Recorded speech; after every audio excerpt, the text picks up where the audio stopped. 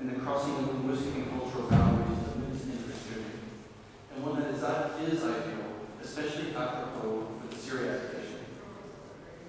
After all, the Syriac heritage was heir to a wide variety of traditions. We have the earlier Aramaic tradition and its larger Mesopotamian antecedent. Here I have in mind texts such as Academicus and the genre of dispute poem. There is also Judaism. To point out the most obvious example, the Old Testament Peshitta, to which a previous session of the Suggested Academy was dedicated. And then there's the Greco-Roman heritage. I've recently argued that 4th century Syriac authors such as Abrahat and Ephraim were heirs to a culture that had long been in contact with the Greco-Roman world. This not only explains the numerous Greek features, from loan words to syntax, in the Syriac dialect of Aramaic, but it also explains why the argumentation and thought patterns of someone like Ephraim reflects Greek models. So on the one hand, the Syriac tradition is inherited from a variety of traditions. On the other hand, the Syriac tradition has served as a source, if you'll allow that word for just a moment, for other traditions. This includes not only Armenian, Ethiopic, and Malayalam, as we will discuss in this panel, but also Coptic, Arabic, Georgian, Sogdian, and many others. I should note that my word source is too simplistic. The interactions between the cultures was, and in some cases still is, a much more dynamic process, in which both sides were spurred to creativity through these contacts. In my paper today, I share with you some of my ongoing research on the reception of Syriac Christianity in Ethiopia. In the time allotted, I cannot survey the full range of Syriac texts found in Ethiopia, so I want to limit my discussion to biblical exegesis, and specifically biblical exegesis on the story of Joseph, son of Jacob, in the book of Genesis. I want to begin with a caveat, and it's a rather large caveat, and that is the study of Ethiopic perception of the Syriac heritage is still very much in its infancy. To give you a sense of the state of the field, I'm going to provide you a slide of each of the texts that I talk about. When an edition is available, I'll provide an image of this edition. But when the text exists only in manuscript form, then I provide an image of the manuscript to give some visual representation of the field. As you'll see, almost everything that I'm presenting here today is based on manuscripts. All the major biblical commentaries, and there are several, remain unedited. In addition, there are only a few studies, I have in mind especially the works of Khaled, that attempt to locate Ethiopic biblical exegesis within a broader reception of history of the Bible. There is also still more work to be done on major biblical commentaries in Arabic.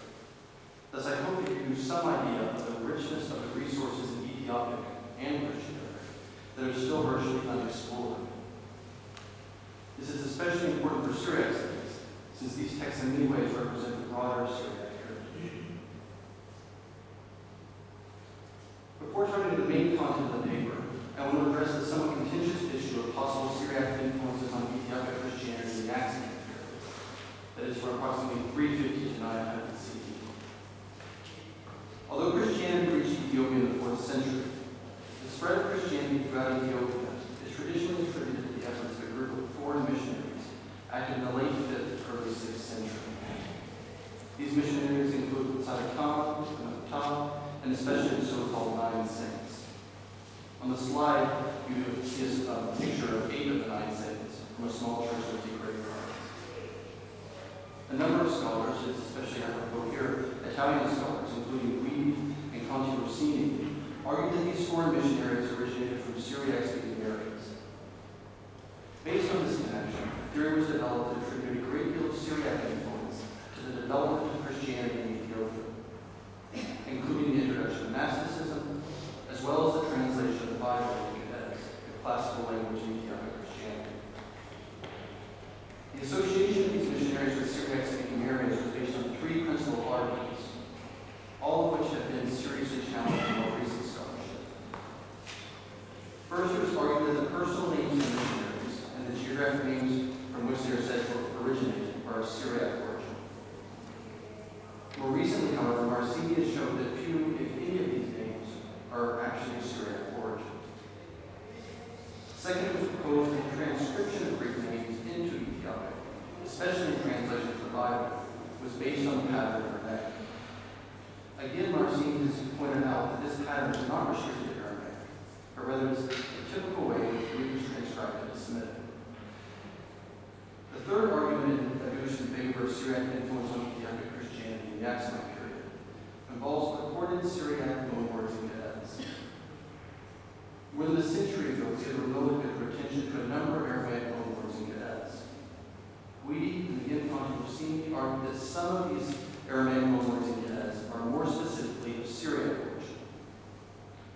often cited example is Ge'ez Haimanot, meaning faith, often translated Greek pistis, which comes from Syriac Haimanot.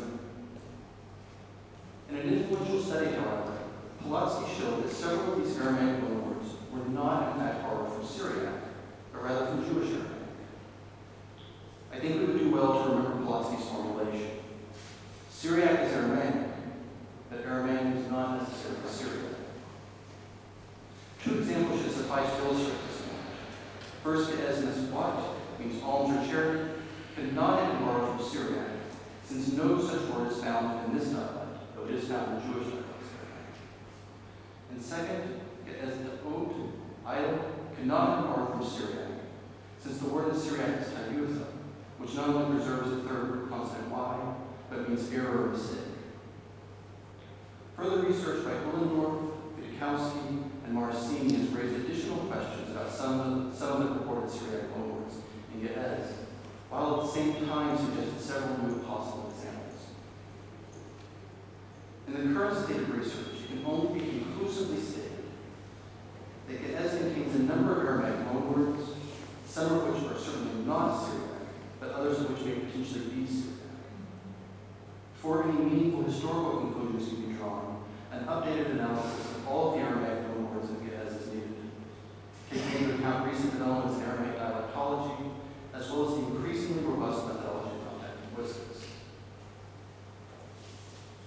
In the end, then, the evidence for Syriac influence on Ethiopic Christianity in the Aksumite period is rather thin.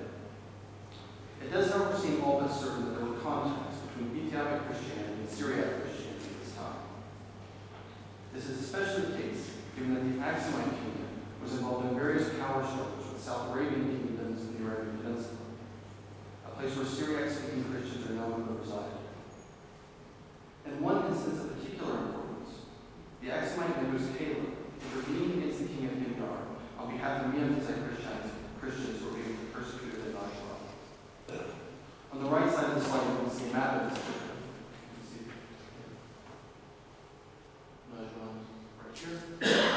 And on the left side, you see an Ethiopian inscription which records Caleb's actions in the Arabian Peninsula.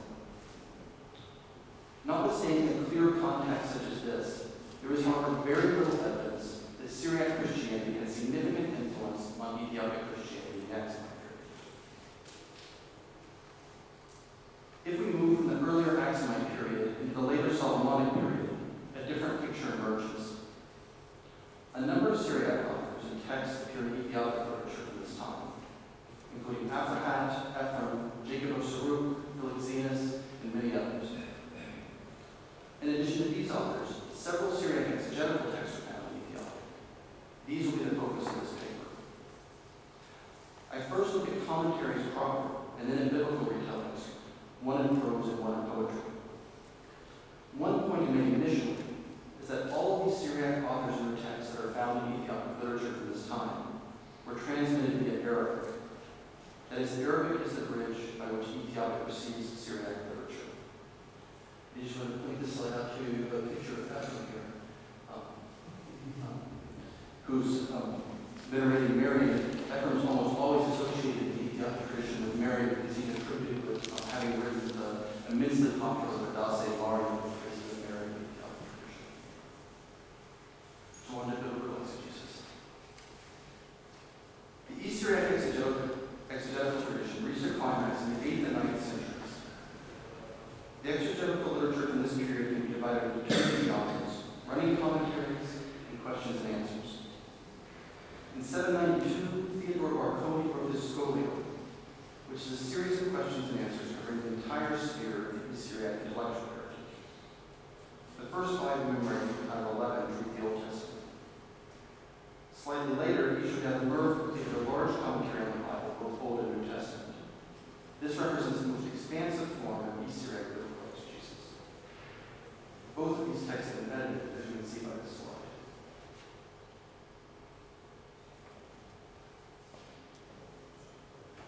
These two East Syriac commentaries were transmitted into Arabic by Ibn Taymiyyah, who died in 1043.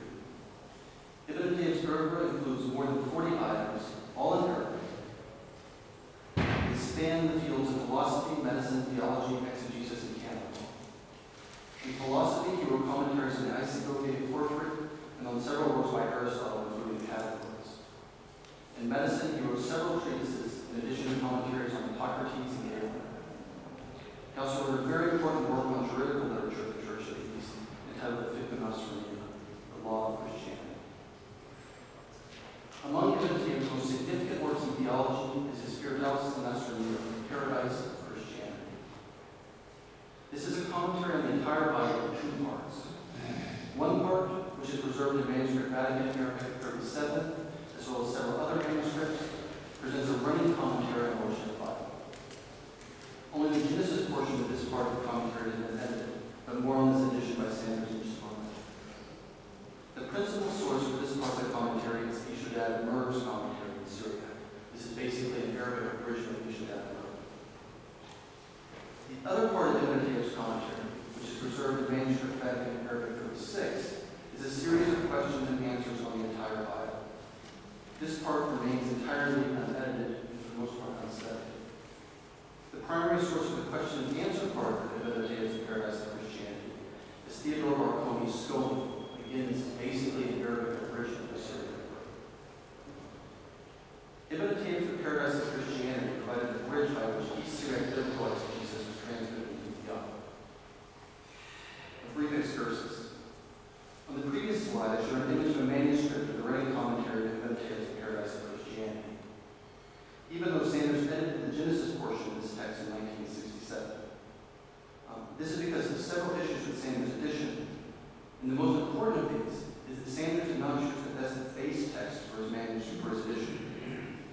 Manuscript Vatican Arabic 37, on which Sanders based his edition, often omits or distorts the Syriac grammata that are found in other witnesses, which renders his edition at times unintelligible.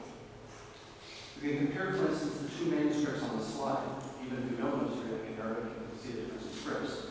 And the text on the right-hand side, about 7 or 8 lines down, you can see a Syriac word, right here, you see Shabbat.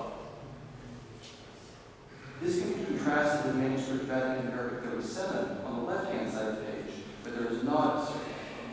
Should be in this area right here, but there is no Syriac lemma at all. You can see how difficult it would be if you don't have a lemma or a comment. Thus, all of Ibn Taymiyya's Paradise of Christianity needs to be re-edited. Both parts of Ibn Taymiyya's Paradise of Christianity were translated into Ethiopic. The first 84 folios of manuscript Biblioteca Ambrosiana, volume 28, contains a commentary on the Octanteuch, attributed to John Chrysostom.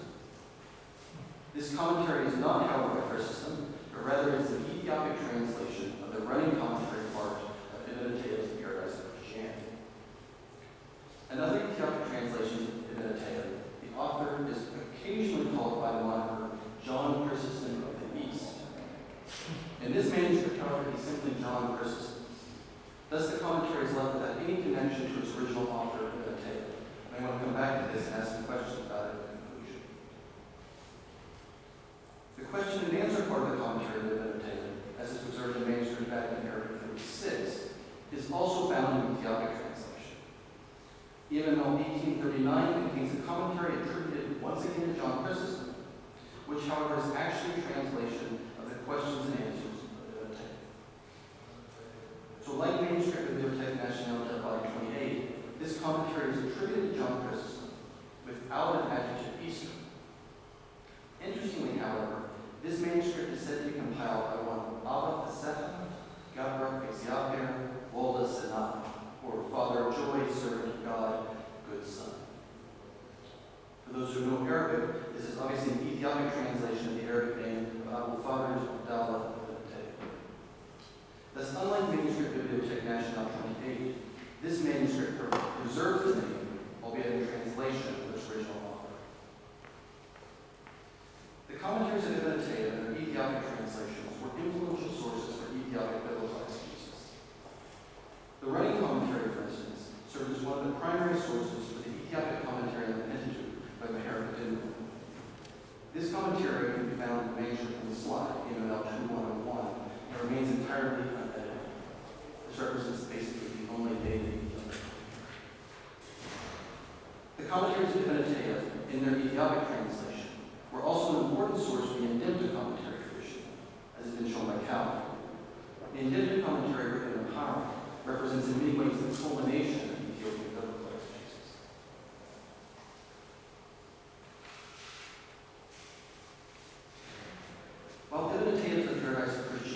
provided one of the bridges by which Syriac biblical exegesis was transmitted into Ethiopic. It was not the only such bridge.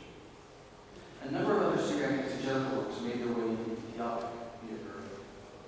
I want to look now briefly at two different retellings of Joseph's story, the first one in prose and the second in verse.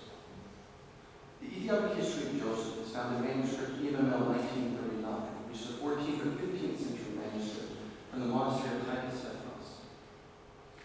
This manuscript contains a wide assortment of texts, including the Combat of St. Claudius, the Vita Adelitatum, Miracles of Theodore Archidos, and importantly, homilies by St. Ephraim, Syriacus, Nessa, John Climacus, and Jacob of Saruk. Most, if not all, of these texts are translations from Arabic, and two of them are attributed to well-known Syriac authors, Ephraim and Jacob of Saruk. This is the second to last text of this manuscript, the history of Joseph that concerns us here. The Ethiopic history of Joseph is a dramatic prose in the genre of rewritten Bible of the Joseph period, beginning with his dreams and ending with the arrival of Jacob into Egypt. In 1990, Ephraim Isaac published a translation of the text for the provisional study, though unfortunately found in the edition of the Ethiopic text, in the Journal for the Study of the Pseudepigrapha. The journal that Isaac chose for a study gives insights into how he contextualized the text. According to Isaac, the Ethiopic history of Joseph derives ultimately from a Jewish work of the late Second Temple period. Thus, Isaac represented the Ethiopic history of Joseph as a text like Jubilees, or Tema, which have their origins in Second Temple Judaism. Though we discussed possible connections to Syriac and Arabic at various points in the study, Isaac did not identify a potential forelog of the Ethiopic history of Joseph. Unfortunately, Isaac's ambivalence regarding the potential forelog for this text, along with his claims that it represents a Jewish work of the late Second Temple period, has misled later researchers. In a recent book, for instance, Yovanovitch treats the Ethiopic history of Joseph as, quote, a representative of Hellenistic midrashic tradition. Even if it may contain elements going back to a Hellenistic midrashic tradition, which it should be noted has not yet been definitively established, the Ethiopic history of Joseph cannot simply be read as a straightforward representative of such a tradition. Rather, in a recent article, building on the work of Christian Hill and others, I have shown that the Ethiopic history of Joseph is a translation of the Arabic history of Joseph, which itself is a translation of the Syriac history of Joseph. So once again, we have this movement of Syriac to Arabic to Ethiopic. Thus, all studies of the Ethiopic history of Joseph should begin with the Syriac version of this text. Biblical retellings are not limited to prose in Syriac, but are also found in poetry. Very recently, I've been able to identify one such poetic retelling in Ethiopic that derives ultimately from Syriac via Arabic. A homily on Joseph has been discovered by Ted Ehrhardt, and 3 homilary manuscripts from the 14th or 15th century, which are Ethiopic homilary manuscripts. On the slide, you can see an image of this text, which has been used as fill material in a manuscript from Guida. This manuscript is courtesy of Hemel, a very important collection of Guida. This homily on Joseph is explicitly attributed to Jacob of Saruk in the Ethiopic conflict. An Arabic forelog of this homily can be found in manuscript Vatican Orientalia Arabic 200. This manuscript, which dates only to the 19th century, contains a dozen or so homilies attributed to Jacob of Saruk, as well as scores of homilies by other authors, such as Basil of Caesarea, Cyril, Ephraim, and John Chrysostom. The late date of this manuscript notwithstanding, the Arabic text of the homily on Joseph must go back at least half a millennium earlier, since it serves as a forelog of the Ethiopic translation, which was in existence already by the 14th century. This homily on Joseph ultimately goes back to the Syriac original. It is the 4th homily in the 4 homily cycle on Joseph, often attributed to Pseudo-Narsi. The Syriac text of our homily is found in 9 different manuscripts. And interestingly, in some of these it is attributed to Jacob of Saruk, but in others it is attributed to Jacob's East Syriac contemporary and rival Narsi. On the left-hand side of this slide, there's an image of John writing in Syriac 18, which is a West Syriac manuscript from the 16th or 17th century, where the homily is attributed to Jacob of Saruk. On the right-hand side of the slide is a page from the extensive collection of Narsi homilies made until Khaled, 1901, and published in facsimile version in San Francisco.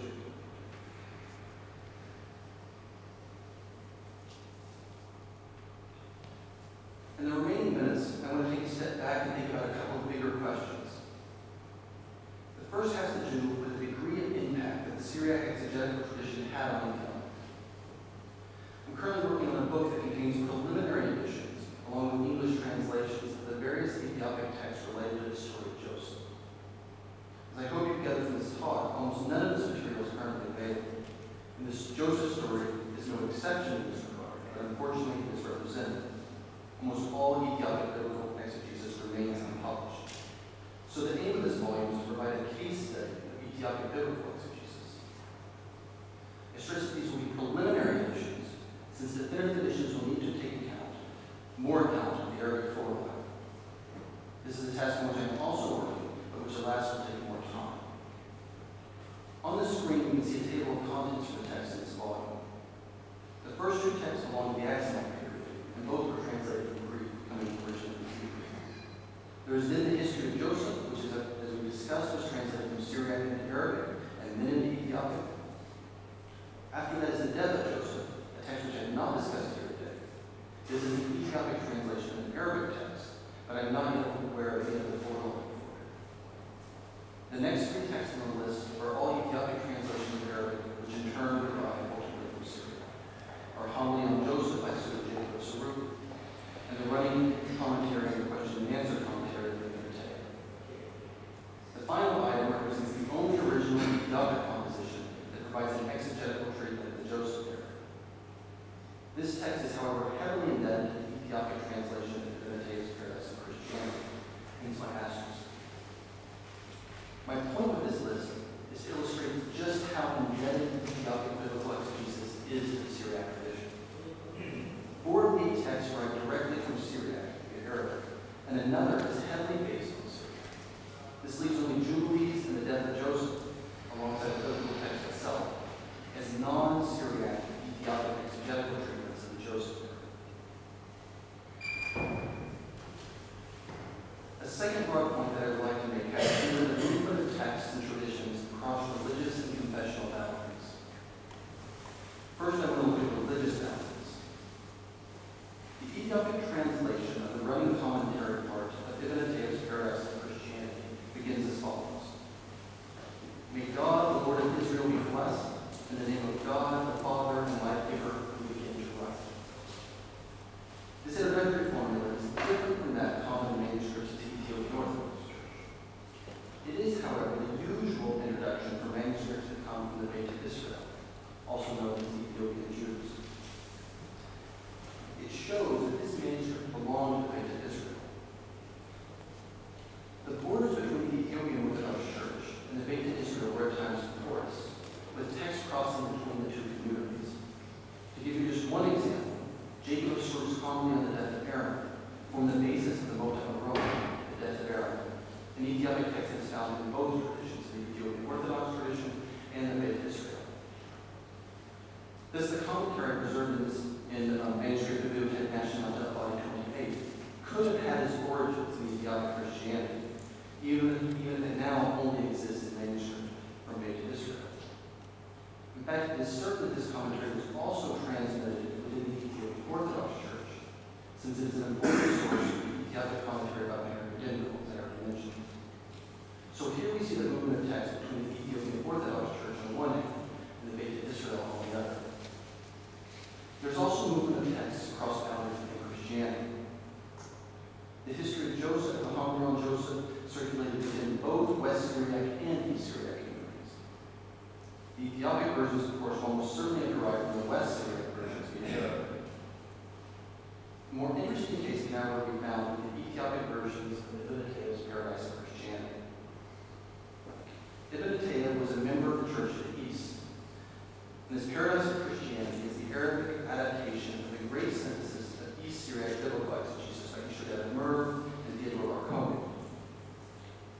The Ethiopian Orthodox Church, however, was and is dogmatically aligned with the Syriac Orthodox Church, along with the other so-called Oriental Orthodox churches. One repercussion of this is that neither of the Ethiopic commentaries that are translations of Biblioteca is directly associated with the Arabic name of their author. Both are attributed to John Chrysostom.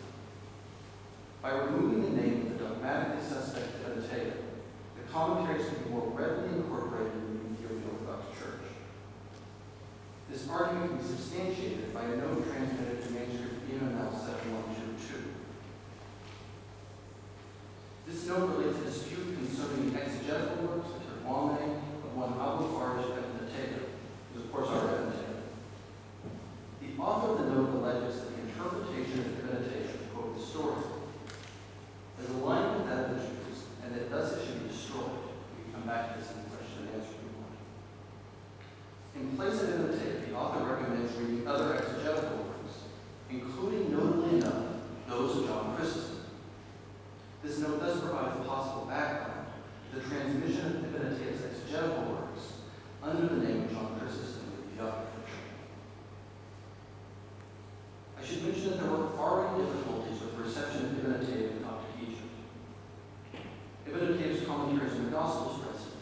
exists in two recensions, an original and another revised from Coptic Orthodox.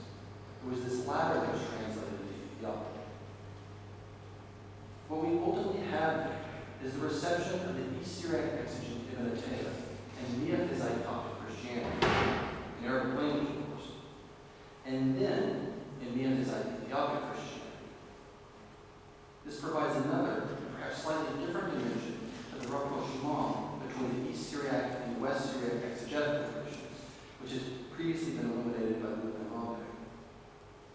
We see in this case that the boundaries and borderlines between the various forms of Christianity in the Near East were at times more porous than they are often portrayed.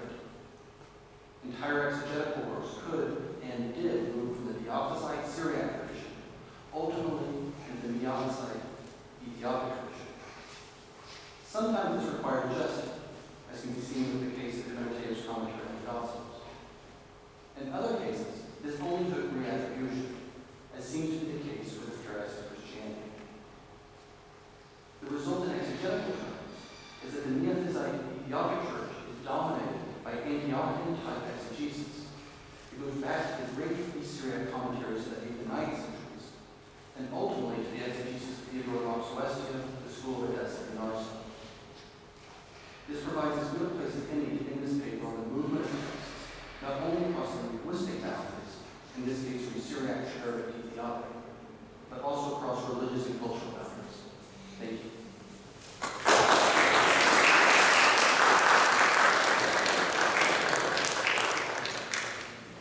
Thank you, Aaron, for this presentation. Very interesting that we had the opportunity to discuss. And one more also to show us, as you conclude your presentation, how it's not just a language, a linguistic but also a theological encounter between different traditions. And it's amazing how many writers from the eastern part of Syriac tradition we can find in the Ethiopian tradition. Also, yes, for example, also the Book of the Monks, Isaac of Nineveh and Alisho Katraya on the name of Philoxenos, and then also Agama Tasawi, that means John Laviana. And in that case, it's interesting also with their names, except Alisho Katraya, but for Isaac of Nineveh on his original on his name.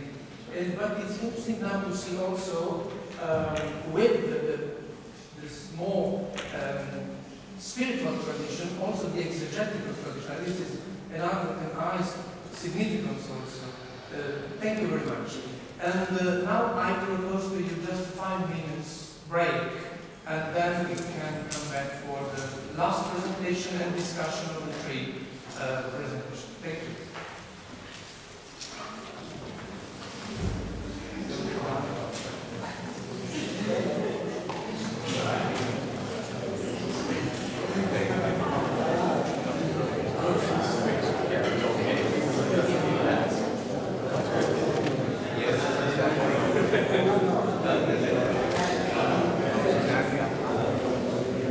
Yeah.